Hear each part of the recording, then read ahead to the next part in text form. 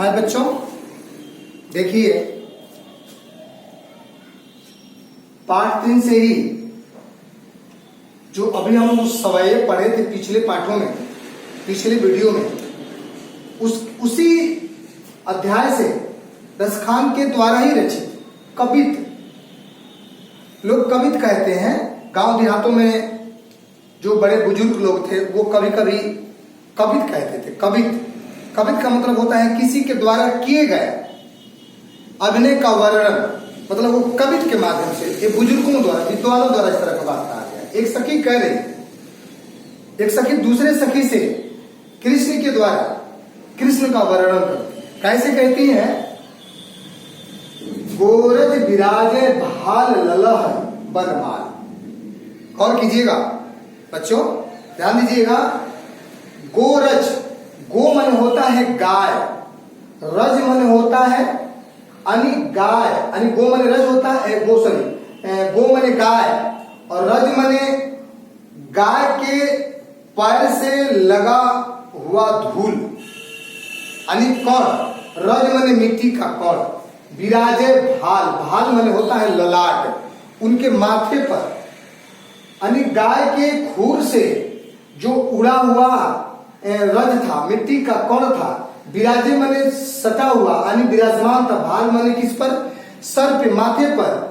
लह लही बनमाल, और वन में के फूलों के द्वारा, बनमाल मने वनों के फूलों के द्वारा बना हुआ माला, ये उनके सुशोभित कर रहा है। यानी गाय के खूर के द्वारा उड़ा हुआ मिट्टी के कण उनके ललाट पर, उनके माथे पर सुशोभित हो रहा है। और वन के, अर्थात वन में पुष्पों के, यानी बनमाल मैंने वन के पेड़ों के पुष्पों का बना हुआ बलमान सुशोभित हो रहा है। आगे गया पाछे ग्वाल, आगे आगे गाय चल रही है, पीछे पीछे ग्वाल है। गाँव में लुबानी रे, और जितने पीछे ग्वाल बाल हैं कृष्ण कन्हैया साथ में ही है। बांसुरी बजा रहे हैं कृष्ण कन्हैया, और ग्वाल बाल सभी क्या कर रहे हैं? अपने मधुर बाणियों की तरह, कृष्ण के मधुर बांसुरी की आवाज की तरह मृदु भावों में, सुंदर लय में, सुंदर बाणियों में वह गा भी रहे हैं।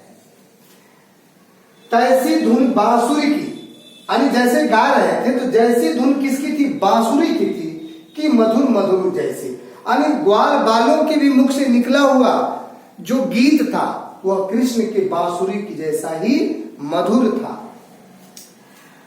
वंक चितमन मंद मंद मुस्काने दे, अब उसको देख करके, यानी ये जो क्रियाकलाप हो रहा है कृष्ण के और ग्वालों के द्वारा, तो उसमें वंक माने दूसरे को देख करके, चितवन माने देख कर, नंद यानी मंद मंद माने धीरे धीरे कृष्ण जी क्या कर रहे हैं?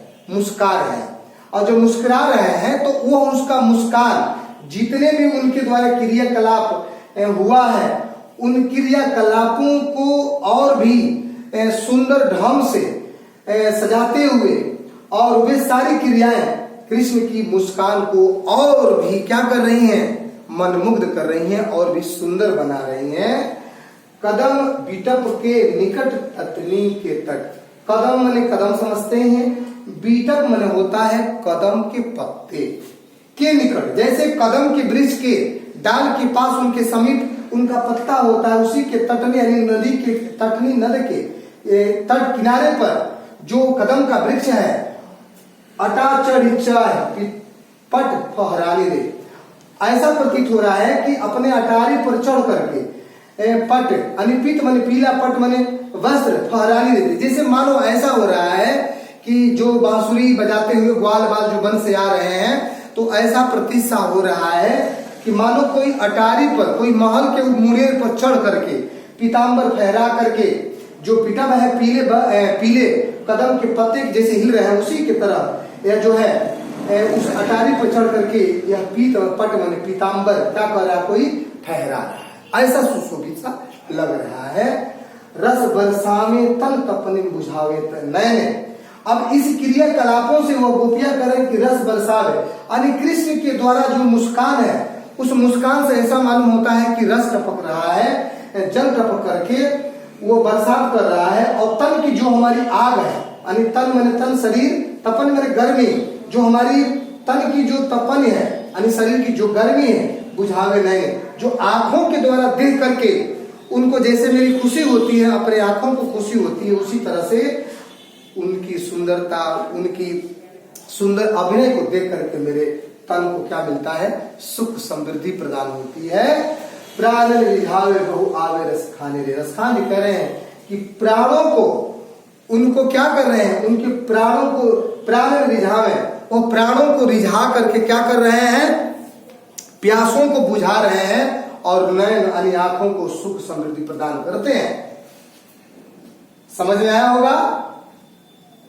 प्राणों को सुख मिलता है और नैनों से आंखों, नैनों से आंसू, सॉरी नैनों को देख करके, उनके क्रियाकलापों को, उनके अभिनय को देख करके नैन को यानी आंखों को बड़ी सुख समृद्धि मिलती है, शांति मिलती है। और प्राण रिझावे वह आवे रस खाने। रस खाने कहते हैं कि जैसे आयाना यानी जैसे मेरे समीप आते हैं तो मेरे प्राणों को क्या करते हैं, बड़ी सुख समृद्धि देते हैं। इसमें भाषा ब्रज, श्रृंगारस, छंद कवित और माधुरी इसका गुण है, और अनुप्रास अलंकार और पुनरुक्ति प्रकाश, और पुनरुक्ति प्रकाश अलंकार का इसमें प्रयोग किया गया है, अलंकार है। और मुझे उम्मीद है, मैं आशा करता हूं बच्चे कि आपको समझ में आया होगा। यदि नहीं समझ में आता है, नहीं आया होगा, तो आप मेरे वीडियो में कमेंट जरूर करेंगे, और नहीं समझ में आया तो कमेंट आप जरूर कीजिएगा, ताकि मुझे ये पता चले कि आपको समझ में नहीं आया होगा, और तुरंत उसमें कमेंट लिखिएगा, तुरंत कंप्लेंट्स लिखिएगा कि सर आपके द्वारा जो पढ़ाया गया ये कविता है वो मेरे समझ में नहीं आया है। मैं फिर पुनः उसकी एक अलग वीडियो बना करके आपको समझाने का प्रयत्न करूंगा। धन्यवाद।